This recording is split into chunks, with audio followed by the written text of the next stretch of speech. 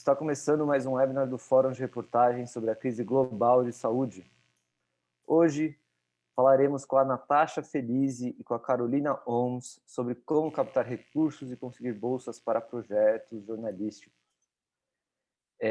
Lá no Fórum de Reportagem, uma iniciativa do International Center for Journalists e com a ajuda também do IJNet, a gente costuma publicar oportunidades chamadas editais tanto para projetos coletivos de jornalismo, tanto individuais, como bolsas de reportagem. Só que, às vezes, a gente não está acostumado a preencher, a preparar um projeto, né?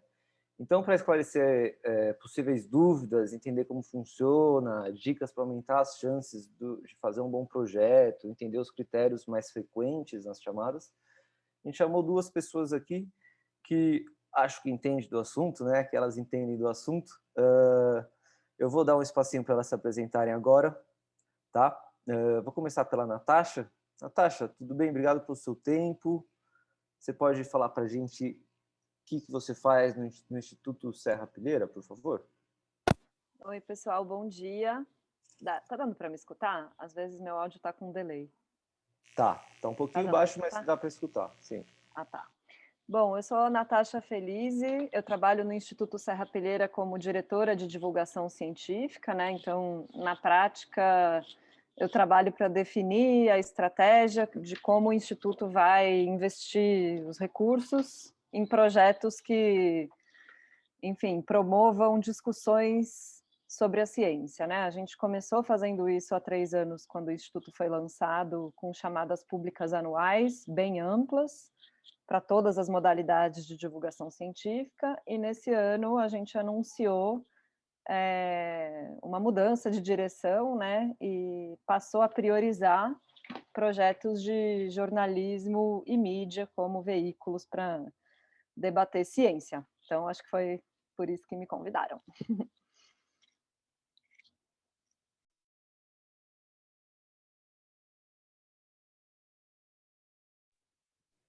Sempre desativo o meu áudio, porque às vezes passa uma moto aqui, não me esqueci de reativar. Carolina, por favor, você pode contar para a gente se trabalha nas minas, não é mesmo?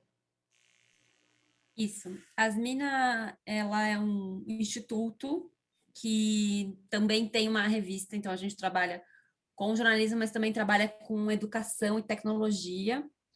Essas coisas estão sempre muito ligadas, mas a gente separa a revista Asmina do instituto por uma questão de cuidado jornalístico mesmo, né, para as coisas não se misturarem.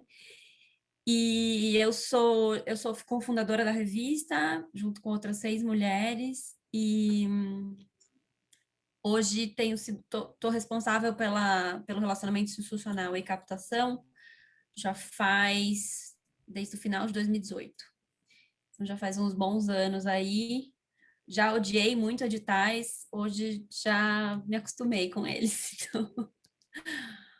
Mas posso falar do lugar, tem o lugar de fala de quem já falou muito na vida, tipo, não, nunca vou fazer edital. Para mim, pessoa física, por exemplo, eu não me inscrevi em nada, assim, que fosse mais de 2 páginas. E agora estou pagando a língua aqui com as minas, porque escrevo uns editais gigantescos, assim. Aproveitando a deixa, Carolina, eu estava passando ali pelo site das minas, e me surpreendeu a quantidade de apoiadores, né? Tem diversas marcas ali, também tem apoiadoras de doações físicas. Mas a primeira pergunta vai ser para vocês duas, mas começando por você, Carolina. Se os editais têm alguma diferença, assim, ou se a gente pode classificá-los todos como os editais? Ou se de repente eles são distintos porque, sei lá, às vezes é oferecido pelo Google num formato e aí um oferecido por uma outra instituição, por exemplo, a mesma Serra Pilheira é diferente. Você pode dizer para a gente, por favor? Eu identifiquei algumas semelhanças que todo edital vai trazer, algumas perguntas básicas, mas que a formulação da pergunta muda. Mas, assim, tem uma estrutura mínima de um projeto que, inclusive, se eventualmente você não for vender esse projeto para um financiador via edital, se você for diretamente fazer o pitch, né, com o financiador, ele também vai pedir essas mesmas coisas. Então, isso é, na verdade, o desenho, a estrutura do projeto, que o edital, ele é até didático, porque ele vai ensinar uma pessoa que nunca fez um projeto o que ela precisa contar de história para quem está conhecendo e para quem está disposto, talvez, a financiar aquele projeto. Então, são perguntas como: quem você é, né? Quem a sua organização é? E como é que ela se qualifica para fazer o trabalho que ela está se propondo fazer? O resumo do projeto. Então, um resumo bem pequenininho, básico ali, que a pessoa dá uma sentada e vai bater o olho e entender se aquilo tem a ver ou não. Talvez, a partir dali, ela nem evolua na leitura. Então, isso para o jornalista a gente poderia chamar de o lead. O resumo do projeto é o lead. Aí depois vai vir as atividades do projeto. Depois, na verdade, a ordem muda muito. Cada edital vai colocar de uma maneira. Mas eu normalmente vou pensar o resumo do projeto, a justificativa do projeto, que daí pode ser o contexto nacional, o contexto internacional, o contexto da sua organização, mas é assim, por que esse projeto importa para o mundo? E não ou por que esse projeto importa para a sua ONG e por que a sua ONG importa para o mundo? O que isso vai trazer de contribuição? Aí vai ter, então, as atividades / cronograma, que alguns lugares separam, alguns lugares não. Mas, assim, você vai ter que apresentar como é que você vai realizar aquele projeto que você está se propondo a realizar. Então, eu no começo do projeto vou fazer o planejamento, vai ser assim assado, aí depois a execução vai ser tal. E quanto mais detalhista você for, mais o financiador potencial vai confiar que você sabe o que está fazendo e não apenas tem uma ideia boa. Aí tem uma coisa que tem surgido muito, que não tinha em todos os editais, mas está cada vez mais forte, e acho que todos os financiadores têm pedido, é algum tipo de métrica ou de medição de impacto para você tanto observar o sucesso do seu projeto de acordo com o que você determinou que você queria fazer. Então, isso é interno. Então, eu consegui lançar o site, né? Eu me propus a criar um site novo e ele foi lançado. Isso é atingir um objetivo do meu projeto. Mas tem também as métricas externas. Então, esse site gerou eu quero gerar tais e tais coisas, eu quero atingir tantos milhões de pessoas, tantos meios de comunicação, tantos divulgadores científicos. Então, tem essas métricas também. Um orçamento, que a dica que eu sempre dou quando eu converso com jornalistas é, por favor, não façam em Word, tá? Criem uma planilha no Excel. Orçamento em Word, ó, a Natasha tá até rindo. Gente, não tenham medo do Excel, ele é seu amigo.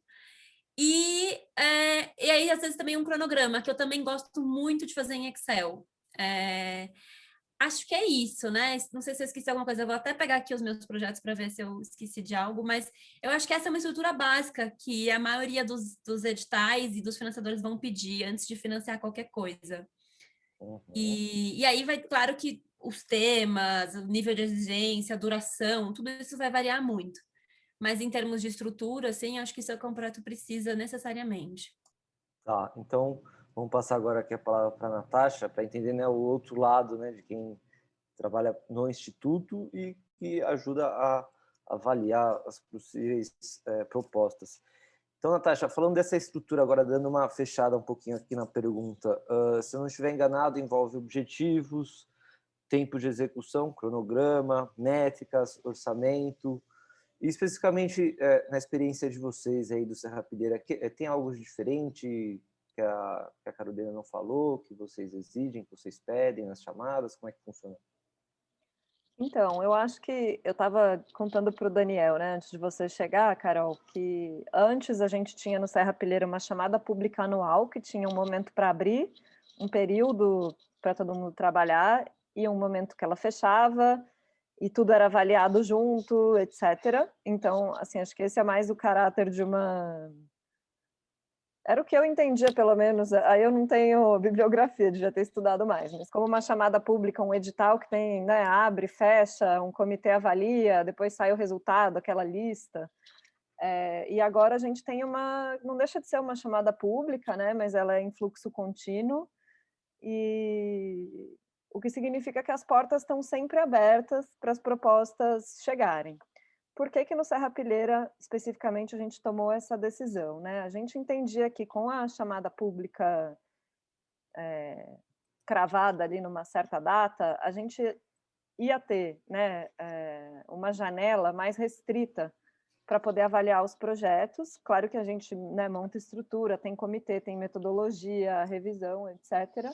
Mas você acaba tendo que comparar, principalmente nas nossas edições anteriores, que era um edital muito amplo, pera com banana. Então, assim, isso trazia desafios muito grandes para o nosso comitê de seleção, porque eram muitas bolas para equilibrar, uma diversidade de formatos e temas e perfis de organização. E a gente achou que, em fluxo contínuo, né, com as portas sempre abertas para receber proposta, a gente tem a chance de dar mais atenção e conversar com cada um que deseja se inscrever. Agora, claro que tem alguns critérios, né? E aí todo financiador, todo edital vai ter critério. Eu acho que o primeiro vai ser sempre o alinhamento do seu projeto com a missão e os valores da instituição que está financiando, né? E aí é muito importante, assim, para quem está aplicando para um edital, dar uma mínima estudada na organização, sabe? O Serrapilheira é uma instituição que foi criada, está no estatuto, não cabe a nós, equipe executiva, decidirmos sobre isso, que é criada para apoiar determinadas áreas da ciência. Claro que isso pode ser criticado, mas assim, o fato é que não tem nada que a gente possa fazer.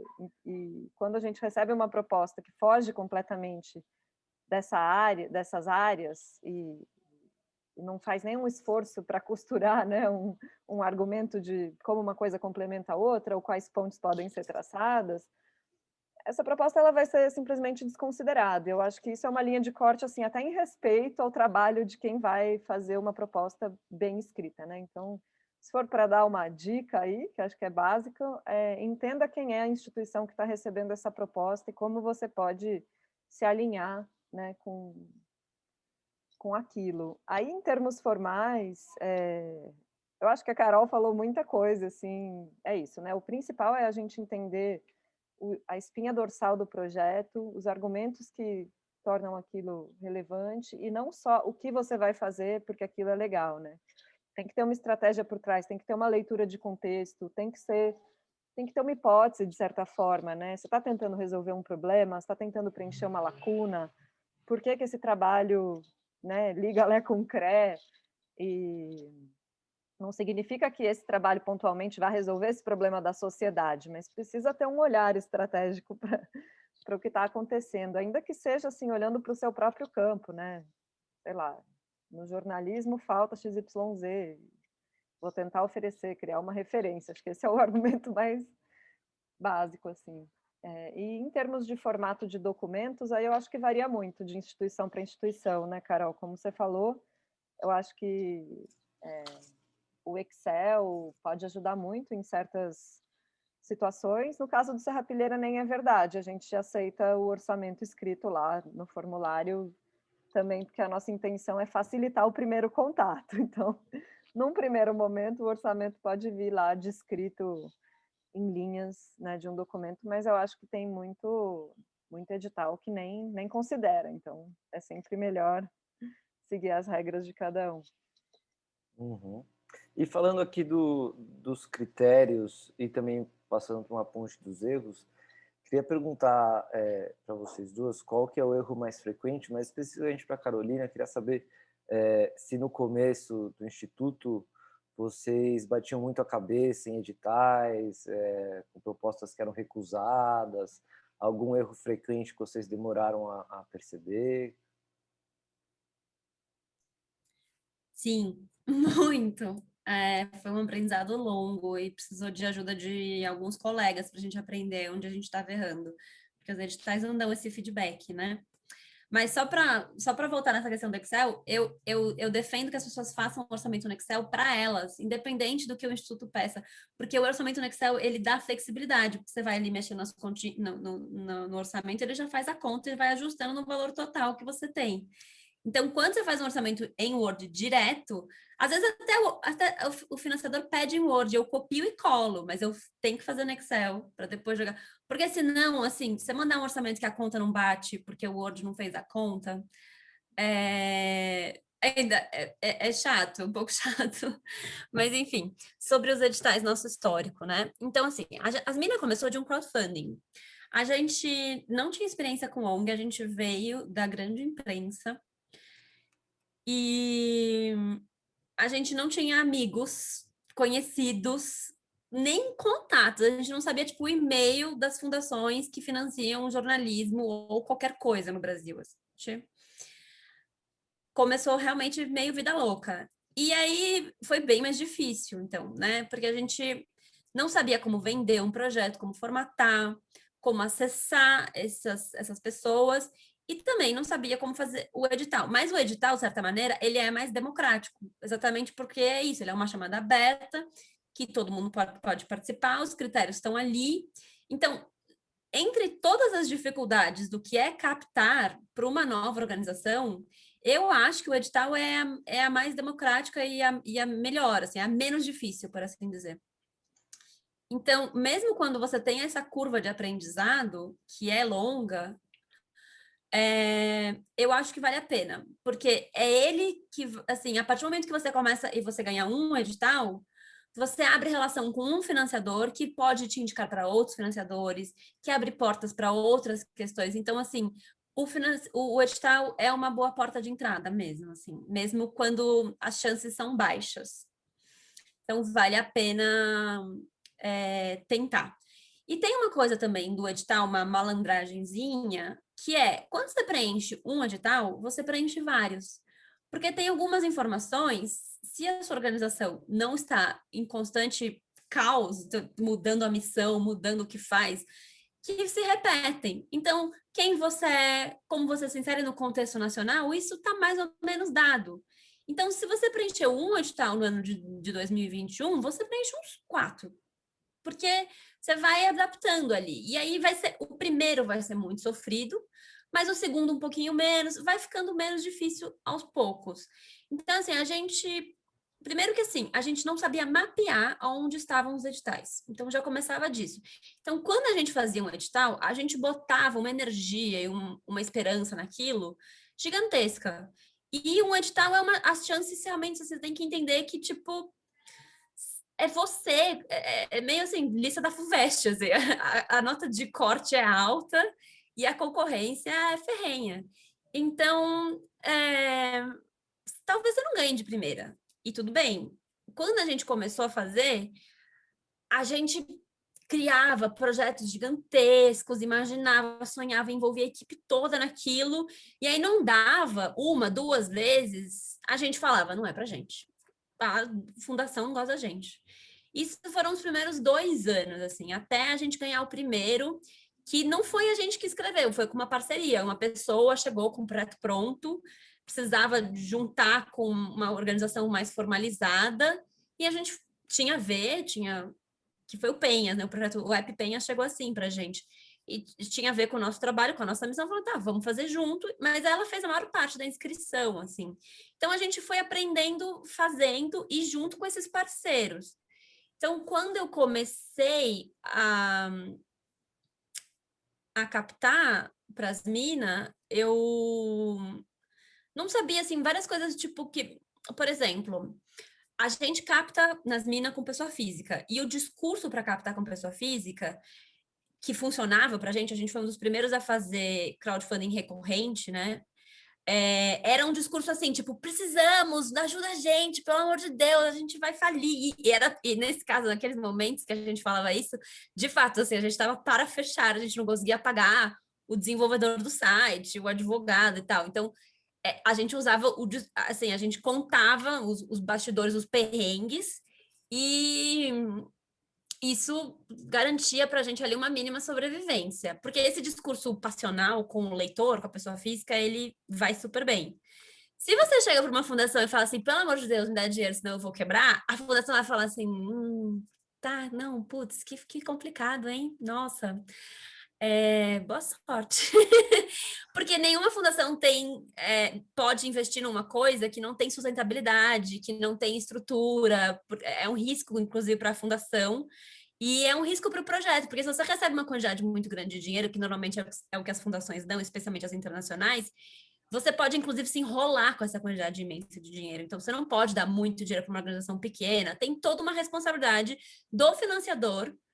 Então, assim, é um discurso diferente. Você tem que provar para o financiador que, por exemplo, você não é dependente dele.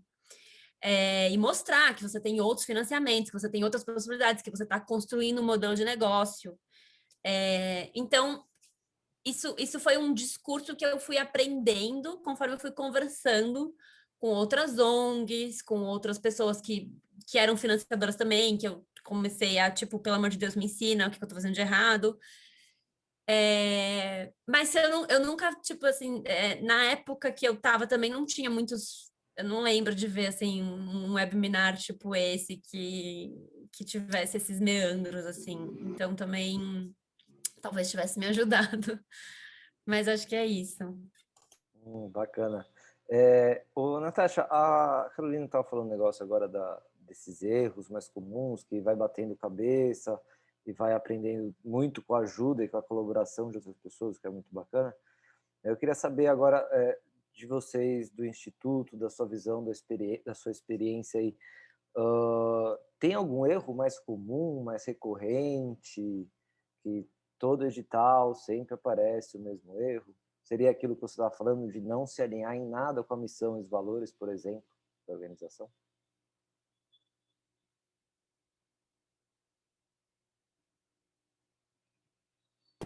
Da organização,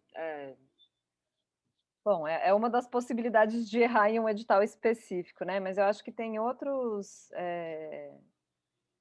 erros que às vezes, bom, a gente rodou editais com centenas, tipo, né, ao longo de 3 anos foram 2.000 propostas que foram avaliadas de projetos de divulgação científica.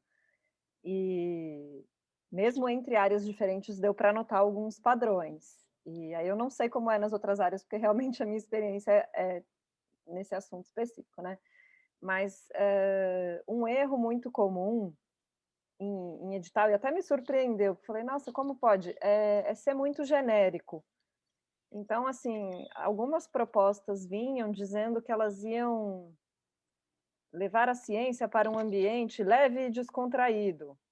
Tudo bem, como? Aí não tinha o como, né? Tinha só assim essa intenção de vamos falar de ciência de um jeito leve e descontraído. Legal. Quem é seu público-alvo? Por que tem que ser leve e descontraído? Queremos falar para o público em geral. Então, assim, quem são vocês, né? E aí, às vezes, era um projeto ligado a uma universidade. A Universidade de São Paulo foi fundada no ano de mil, não sei o que, nananã.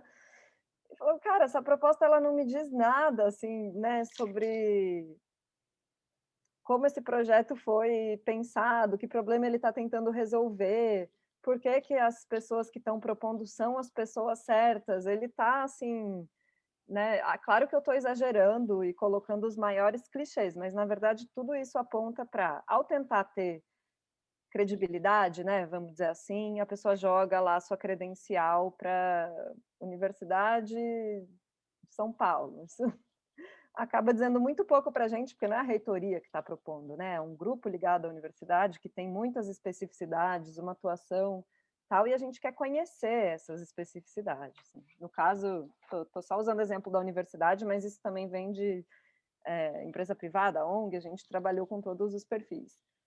No caso do público-alvo, eu acho que essa é uma informação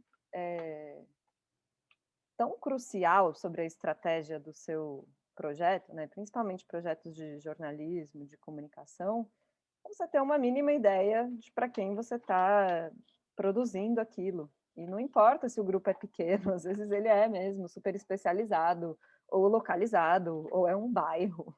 Mas o público em geral, ele não existe, né? Não existe essa categoria, o público em geral. Então, assim, não cometam esse erro. Acho que esses são os mais óbvios e os que me vêm imediatamente a cabeça, assim. E eu acho que esse tom que a Carol falou também, né, sobre "me ajuda, senão eu vou falir", realmente acho que junto com as instituições, isso funciona pouco pelas razões que a Carol expôs mesmo, não tenho nada a acrescentar, mas assim, valido esse ponto de vista. Existe toda, né, um pensamento e uma responsabilidade sobre como investir, e esse discurso ele, né, você fica querendo ajudar, mas você não pode. Sim. Enfim. Então, me parece aqui que, pelo que vocês falaram, assim, tirando um pouco desses erros e dicas, uma constante, seja em orçamento, seja em missão e valores, seja em público, a quem se destina, é ser detalhista e específico, né? Eu acrescentaria uma coisa, Daniel, que a gente passou pelos dois opostos desse problema. Que é assim, no começo, quando a gente começou a fazer edital, a gente propunha o que a gente queria fazer, sem pensar muito em qual era a proposta daquele edital. Quando a gente aprendeu a fazer edital, a gente começou a se adequar a qualquer custo à proposta do financiador.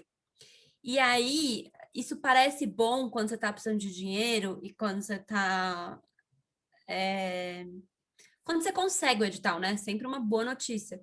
Mas você cria um problema para a organização, você pode desvirtuar a tua organização e o teu trabalho, assim. Então, é importante a gente saber dizer não para os editais. Isso foi uma coisa que em 2019, em 2020 eu tinha muita dificuldade. Então, surgia qualquer edital que falava a palavra gênero, eu falava, vamos. Qualquer. E não é tudo que envolve gênero que tem a ver com as minas. E assim, ainda bem que eu não ganhei alguns dos editais para os quais eu escrevi projetos e criei projetos, porque é, se você ganha um edital de um projeto de um ano, parece uma boa notícia, mas você vai ganhar um problema de um ano. Porque o dinheiro vai vir, mas ele vai vir comprometido para aquele projeto, para aquela atividade.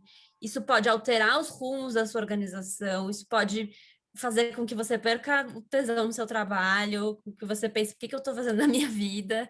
Então, não é qualquer edital que a gente tem que correr atrás, mesmo se a gente estiver passando perrengue, assim. Tem que avaliar se aquilo faz sentido para a sua organização, para o projeto que você quer, para os seus objetivos estratégicos no longo prazo, assim. E isso é um aprendizado também, assim. Mas e eu falo da perspectiva de que, inclusive, também a gente já ganhou um edital para um projeto que a gente não tinha muita certeza, assim. E é difícil depois, o que você faz, assim, com o pós-mortem desse projeto, como é que você justifica isso na tua linha. E isso pode te prejudicar, inclusive, eu acho que com outros financiadores, porque se você é uma ONG, uma iniciativa que atira para todos os lados, fica difícil para o financiador também entender qual que é a tua missão, qual que é a tua teoria de mudança, né? Então, acho que esse era um erro também que eu esqueci de falar, que talvez fosse importante. Uhum. Passa muito por isso, né, casar também missão e valor sem se desvirtuar. Ao mesmo tempo tem que se adaptar ao que pede o financiador, você também pode se desvirtuar do seu e, como a Carolina disse, te dá um problema de um ano. Eu vou trazer algumas perguntas aqui, a gente já tem 5 na fila. Vou começar pela primeira que a gente recebeu, foi do Jefferson Souza. Bom dia, ele quer saber como fazer o mapeamento dos editais, qual dica para quem está começando. O mapeamento eu acho que ele quer dizer de como ficar sabendo que tem chamada aberta. Carolina, você pode dar uma dica nesse sentido, por favor? Eu estava aqui procurando os links. Se eu mandar alguma coisa no chat, o pessoal vai receber? Ou se eu mandar os links? Sim, Tá. vai. Porque, assim, tem algumas newsletters que você pode assinar e alguns sites que você pode acompanhar, assim, pensando em termos gerais, né? Se você... Tem duas dicas, então. Vamos falar em termos gerais. Os sites são o Prosas, que é uma que tem muitas coisas de financiamento nacional. Uhum. Ai, eu tô no Q&A e aí eu não consigo mais achar o chat. Enfim. Mas qualquer coisa, para quem nos acompanha, a gente manda depois Tá. os Porque links aqui, quando eu tá? abro o chat, ele vai pro Q&A. Então, enfim. Tem o Prosas, tem a BCR, que tem como você se inscrever como pessoa física e é bem baratinho o anual, e aí você vai receber uma newsletter com avisos digitais, nacionais e internacionais. E tem o GIF, que também reúne, o GIF reúne tanto fundações e empresas que querem doar, quanto organizações que estão procurando se financiar. Esses são os 3 que eu olho sempre. E aí, depois disso, você tem que pensar, assim, qual que é a dica que a gente fez quando a gente estava procurando quem poderia nos financiar potencialmente. A gente olhava organizações e sites similares às Mina, e olhava quem financiava eles, porque a maioria desses lugares tem transparência e dizem, né, quem é que são seus financiadores. E aí, a partir daí, você pode mapear as chamadas específicas desses financiadores, porque vamos pensar assim, um lugar que financia agência pública ou o Intercept tem potencial de financiar uma iniciativa como as Mina. Aí eu vou lá, entro no site do Intercept, olho quem são as fundações e assino a newsletter, começo a acompanhar o site dessas pessoas de maneira constante. Essas são as minhas dicas. Uhum. Então, só repassando aqui, é o Prozas, BCR ABCR. ABCR, certo. Tá, depois a O gente... GIF e o próprio JNet também tem muitas coisas, né? Uhum. Depois a gente vai reunir todos os links aqui, esses e outros que a gente pode vir a citar, e publicar num post lá no fórum de reportagem, quem nos acompanha, tá certo? Isso também acho que responderia aqui a pergunta da Glória Branco, ela está pedindo os nomes aqui, então fica a resposta, Glória. A gente recebeu aqui uma pergunta também do Pedro Neri. Vou ler como está. Olá, bom dia. Vocês sabem dizer se existem editais na nossa área para projetos que ainda serão desenvolvidos? Ou somente para projetos que já estão acontecendo, mesmo que minimamente? Eu imagino que o Pedro Neri seja da área de comunicação e jornalismo, então, mais aquela coisa do plano das ideias, ou tem que ser algo mais factível para apresentar? Para a gente revezar um pouco, vou passar a palavra para a Natasha, tá?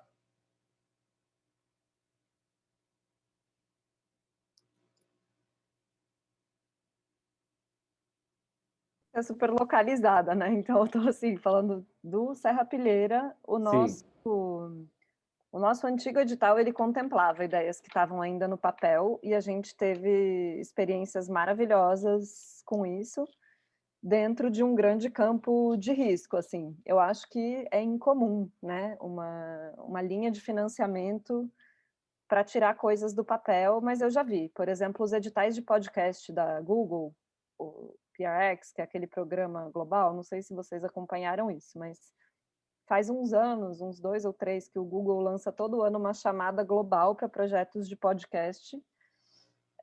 Bom, é super específico, é podcast, mas pode ser para ideias que ainda estão no papel. Claro que você tem que argumentar 1000 coisas sobre, né, a sua trajetória e a sua ideia e a sua visão de público-alvo, mas você pode, enfim, criar um negócio para aquele edital. Os nossos foram assim até agora, e nada impede, na verdade, que nessa chamada aberta do Serra Pilheira, agora em fluxo contínuo, venham ideias que não saíram ainda do papel. O que fica difícil é continuar uma conversa com uma ideia que está no papel e não tem contexto nenhum. Por exemplo, vira e mexe, a gente recebe um e-mail do fulano. Oi, eu sou o fulano, já fiz freela para cá, para lá, eu escrevo sobre direito, agronomia, culinária, esporte, eu tenho uma ideia que é fazer não sei o que lá, não sei o que lá, da ciência. E é um pouco como a Carol falou, sabe? Não tem muito chão para você avaliar qual é o compromisso, a trajetória dessa, ainda que seja uma pessoa, né, não é nem uma organização, com essa pauta. Então, esse tipo de coisa fica muito difícil, porque tem cara de alguém que está atirando para todo lado. Nesse caso, não funciona. Uhum, entendi.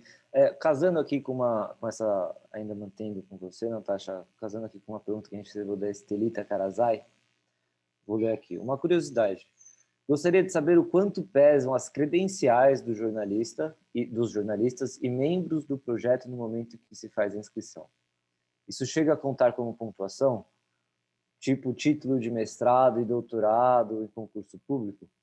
Às vezes tenho a impressão de que alguns editais buscam apenas projetos grandes e conhecidos, e não projetos que estão começando. Ela também nos parabeniza pelo webinar aqui. Eu acho que nessa credencial passa muito por isso, de quando está mais no plano das ideias, depender mais do que a pessoa fez, essas credenciais, o que você, da sua experiência, como serrapilheira, a Natasha pode dizer sobre isso. Isso pesa? Em que medida pesa? Uhum. A trajetória do proponente sempre pesa, né, para alguma coisa. Não adianta fingir que não. Ela é uma trajetória, ela é um pedaço daquele contexto. Mas eu acho que na lista dos erros a serem evitados é tentar encher, né, o line-up, o expediente do seu projeto com nomes grandes e famosos. Eu acho que se isso não for real, né, se esse grande nome que está lá como coordenador não é alguém que vai participar, não é alguém que vai poder defender o projeto diretamente, não é alguém que vai ter um diálogo com o parceiro, o financiador, eu acho que raramente isso é uma boa estratégia. Como o Serrapilheira financia também ciência, né, pesquisa científica, isso às vezes é até é aquele tema que sempre se repete, né? Porque na ciência isso é muito comum, assim, a escada de nomes. Então, eu acho que as credenciais pesam sim, mas não é só isso, né? Ela é um pedaço do contexto, então tem que ser real.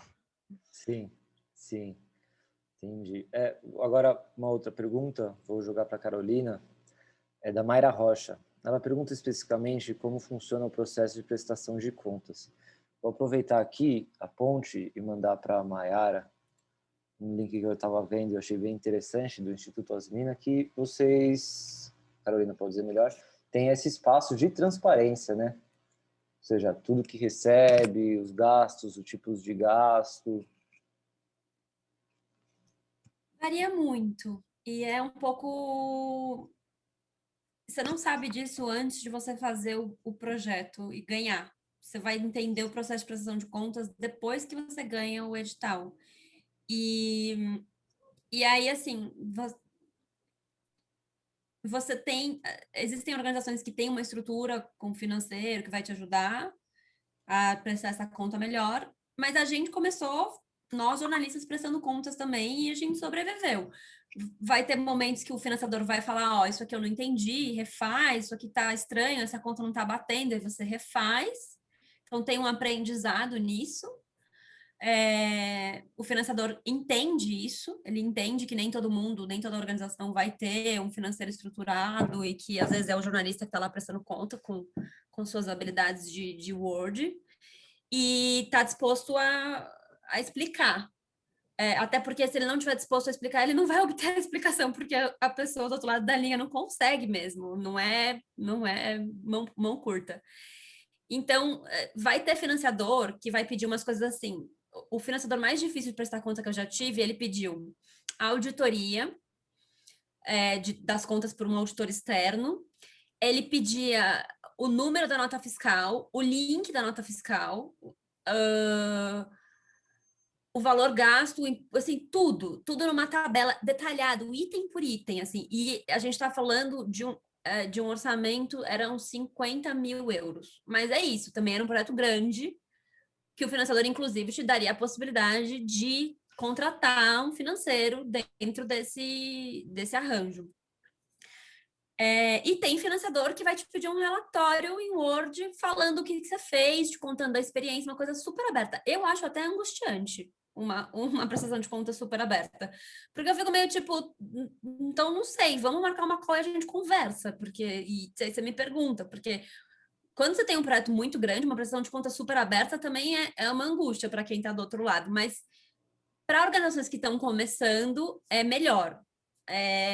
E tem muito financiador também que tem sistema próprio. Então, o Google, por exemplo, você tem que prestar conta no sistema da PwC, que é uma agência de compliance, e que abre num certo período e se fecha. Se você perde o período, você tem que mandar e-mail para pedir para abrir. É toda uma burocracia, mas mesmo assim, por incrível que pareça, é tranquilo. E assim, eu não sabia de nada disso antes de ganhar os editais. Você descobre depois. Você pode ter uma, assim, a dica é, se o edital em si é complexo, provavelmente a prestação de contas será também. Se o edital em si é mais simples, exige menos, provavelmente é um edital para organizações menores e a prestação de contas vai ser mais tranquila também. Então, já no edital, você já tem uma ideia do que te espera, né? Eu queria falar de uma pergunta anterior, que eu achei legal sobre projetos novos e projetos antigos, que eu tenho uma visão um pouquinho diferente da Natasha. Eu, enquanto organização já consolidada, que tem mais de 5 anos, vejo que há uma preferência do financiador por projetos novos. Então, assim, claro que é importante o realizador ter um histórico dentro daquela área, mas para a gente é muito difícil conseguir refinanciar projetos que já estão rodando. Então, por exemplo, o Elas no Congresso foi criado por um edital do Google. O Google acaba de lançar uma nova vaga para esse mesmo edital. Eu falei para o Google, tem como a gente fazer um spin-off do Congresso, ampliar ele para os regionais, porque hoje ele é nacional. Eu queria trazer ele para todos os estados do Brasil, o que é uma coisa bastante complexa, embora seja um spin-off é uma nova temporada, precisa dos recursos iguais. O Google falou, não, a gente quer um projeto novo, um projeto do zero. E isso não é só o Google, assim, o financiador tem um amorzinho pelo novo lançamento da prateleira, e eu acho isso bem complicado para a sustentabilidade das organizações. Assim. Então, eu aplaudo muito o financiador que está disposto a financiar um institucional, que está disposto a financiar um projeto que já roda e que é importante, mas que não é o último lançamento do mercado, sabe? E para a gente, assim, eu sinto essa dificuldade. Assim, a gente tem que estar sempre num esforço de brainstorming de projetos novos, gigante, e que isso é um peso para a organização. Uhum. Entendi, é uma visão diferente. Não sabia desse possível empecilho, né? A gente está aqui quase nos 45 minutos de webinar. Temos 5 perguntas na fila. Vou tentar juntar 2 aqui, que são destinadas à Natasha. Tá? São de 2 Giovanas. Giovana Fleck e Giovana Girardi. A Giovana pergunta, a Fleck pergunta, você pode dar exemplos de projetos bem-sucedidos que ganharam as últimas edições dos editais do Serrapilheira? Quais foram os diferenciais para eles serem selecionados? E aí o da Girardi é mais para o próximo, né? Esse novo modelo. Você pode falar um pouco mais sobre como vai funcionar esse modelo novo de chamada? Vocês se interessam mais por divulgação científica ou jornalismo científico? Aí você responde como achar melhor, Natasha. Se quiser começar pela da Giovana Fleck, depois pela da Girardi.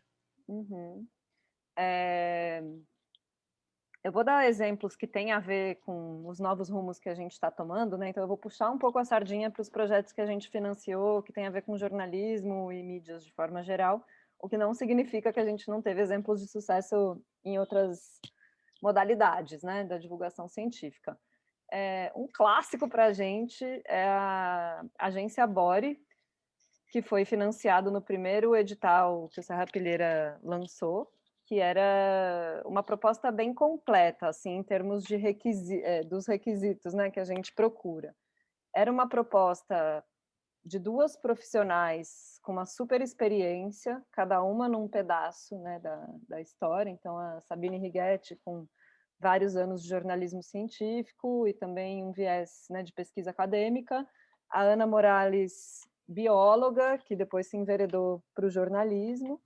Uma experiência grande com uma diversidade de assuntos e uma hipótese muito concreta e um mapeamento de problema muito específico, que era, de forma muito resumida, a imprensa brasileira cobre pouco ciência nacional porque é mais fácil ver notícias de descobertas ou, né, notícias científicas vindo de fora.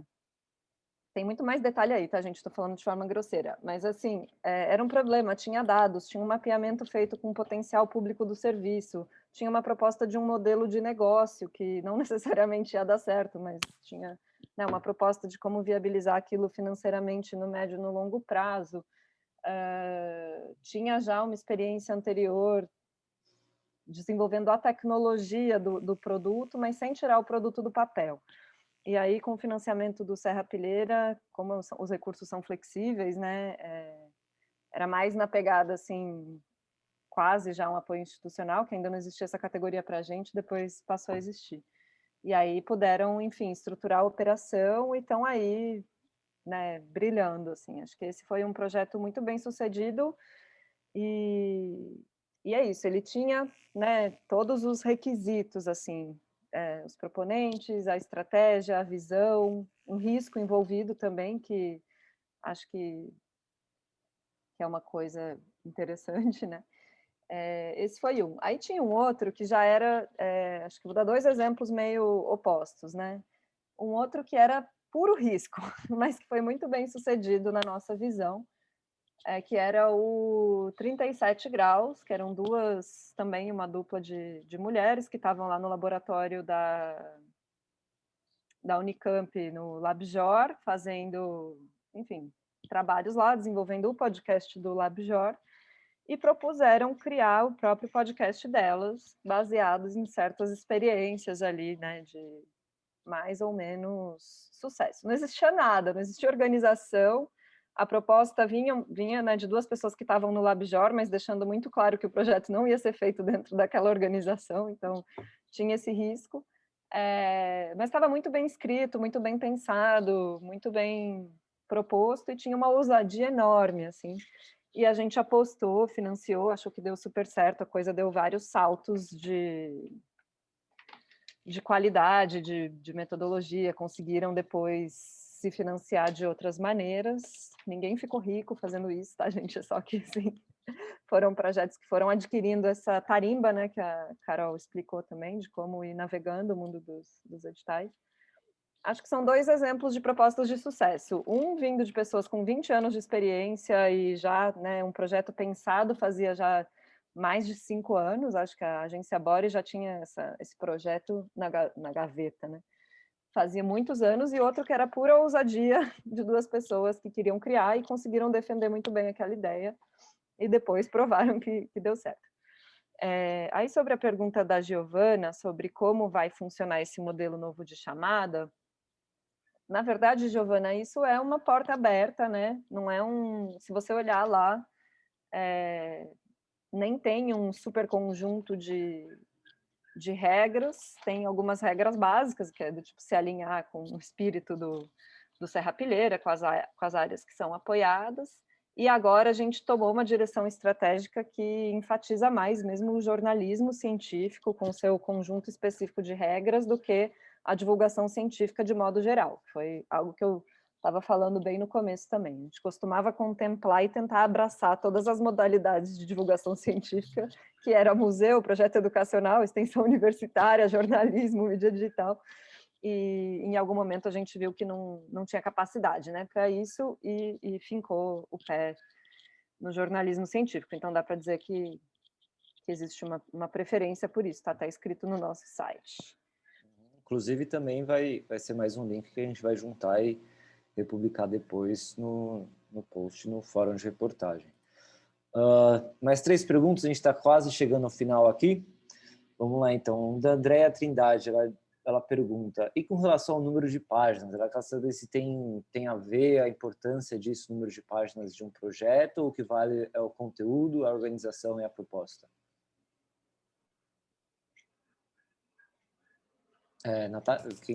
Quem levanta a mão? Bom, acho difícil responder isso. Cada edital e chamada tem suas regras, né? Alguns formulários têm um limite de caracteres, o nosso tem. Outros talvez não tenham, mas eu acho que o projeto tem que ter o tamanho que ele tem que ter, né? Uhum. Ninguém quer ficar lendo Bíblia à toa, então, não sei, acho que... Mais pelo conteúdo e organização, eu imagino, e a proposta, né? Mas acho que tem um balanço, né? A necessidade ali do formato. A Carol pode trazer experiência, né? A maioria dos editais indicam uma quantidade mínima de caractere por pergunta ou um total máximo de páginas. Eu tendo a ocupar o máximo, assim, nem a mais, nem a menos. Porque eu acho que quando o financiador faz uma pergunta e coloca lá que você tem 2.000 caracteres para responder essa pergunta, eu acho que ele espera, ele está dizendo, o que ele te diz é o seguinte: eu sei que essa resposta é complexa e que você não vai conseguir responder ela em um parágrafo. Então, não precisa ter 2.000, mas assim, 1.500, no mínimo 1.000. Algo assim. Não porque ele vai te olhar torto se você respondeu menos, mas porque talvez a coisa seja mesmo seja um indicativo para você que está preenchendo de que você tem que explicar um pouquinho melhor. Então, se por acaso você respondeu uma pergunta que o caractere máximo era 2.000 em 300, talvez você tenha que pensar um pouco melhor, detalhar um pouco melhor o projeto para você mesma. Uhum. Aí as duas últimas perguntas aqui, já estou extrapolando o tempo que eu tinha combinado com a Natasha e com a Carolina. Vou ler as duas, acho que elas conversam, né? Um é da Joana Soares, ela pergunta: em que momento deixar de ser pessoa física ou MEI para criar uma empresa, para ser empresa, ONG, associação, instituto? E a outra, da Larissa Barbosa, vocês falaram muito de projetos de grupo, mas e quando um jornalista tem um projeto mais individual? É mais difícil achar financiamento?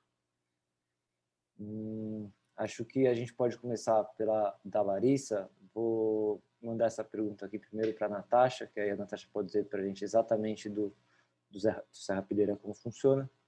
Aí depois a Carolina pode dar da experiência dela, se em algum momento que ela estava falando no começo da conversa, era mais pessoa física, um tipo de discurso, tá?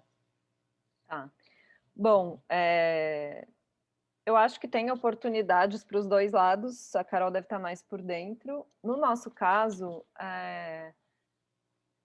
não tem uma restrição a propostas de pessoa física, assim, a gente não descarta na hora.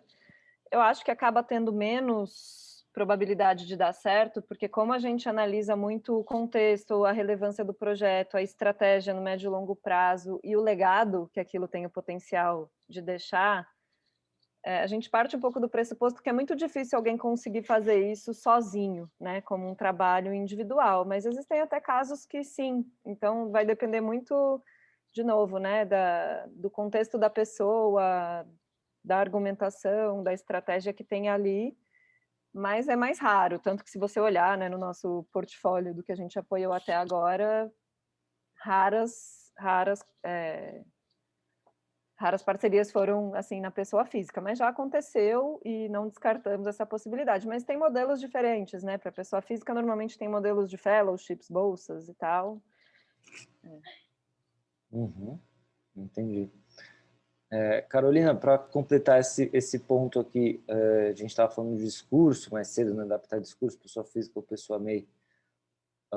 Se eu não me engano, as Minas não eram desde sempre começou como revista, né? E depois se tornou um instituto. Achei curioso isso. A gente começou como revista, mas a gente teve um CNPJ desde o início, porque sem o CNPJ não daria para receber os recursos do crowdfunding. Então a gente sempre teve formalizada. Agora, então assim, um CNPJ é uma coisa fácil de você obter. Uma MEI tem uma CNPJ. É que um projeto, um instituto, isso não é apenas uma formalização. Isso é algo coletivo, concreto, com missão, com valores, com quem somos, com histórico, com por que surgimos. E você não deve criar um projeto desse para obter financiamento. Você tem que criar um projeto desse porque você quer criar um projeto. E não porque o edital vai melhor para... Se o teu projeto, se o que você quer fazer é algo que é individual, aí você tem que procurar os canais de fellowships, que são muitos também, tem muita, muita, muita bolsa individual, só que são outros, o IJNet também manda essas oportunidades na newsletter deles. Eu não sei os outros lugares que reúnem essas oportunidades, mas você tem que se inscrever nos mailings das universidades, que você tem interesse de fazer parte, e tem muita oportunidade para quem está querendo criar um projeto sozinho inicialmente, mas vai ser outro nível de valor, porque vai ser para uma pessoa e não para uma organização. Eu não vejo muito você se transformar numa organização, porque isso te dá mais chance em edital, não parece ser aquilo que eu falei lá no início, de você fazer um projeto que se encaixa no que o financiador quer porque você precisa da grana. Acho que é o caminho inverso e não é recomendado fazer, porque ter uma organização é um perrengue grande, né? E aí, assim, infelizmente, eu não tenho muitas dicas de como acessar as bolsas individuais, porque eu fiz pouco esses processos seletivos na minha vida, mas tem alguns grupos, né, no Facebook com essas oportunidades e se inscrever nas mailings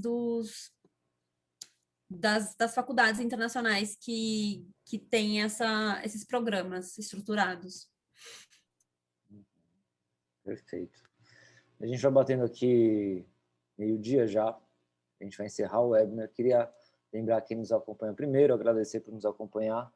Lembrar que o webinar estará disponível no YouTube até amanhã. A gente sobe ele na íntegra. Peço também aos participantes que respondam a uma pesquisa que a gente vai enviar por e-mail. Tá legal? Isso nos ajuda a sempre elaborar webinars que façam sentido para vocês participarem, acompanharem. Também queria agradecer a Natasha e a Carolina pelo tempo de vocês, pela contribuição. Foi um ótimo papo, muito bacana. Natasha e Carolina, muito obrigado. Vocês querem acrescentar alguma coisa? Não, foi ótimo também, muito bom esse formato direcionado, Daniel, acho que ajuda bastante, porque é um universo esse mundo da captação. E se me deixa falar, eu posso falar por 4 horas. Então, achei bom as perguntas, achei que o pessoal participou legal, com perguntas bem legais também. Então, obrigada. Obrigada, gente, foi ótimo. A todos, muito obrigado e uma ótima quarta. Até mais, gente.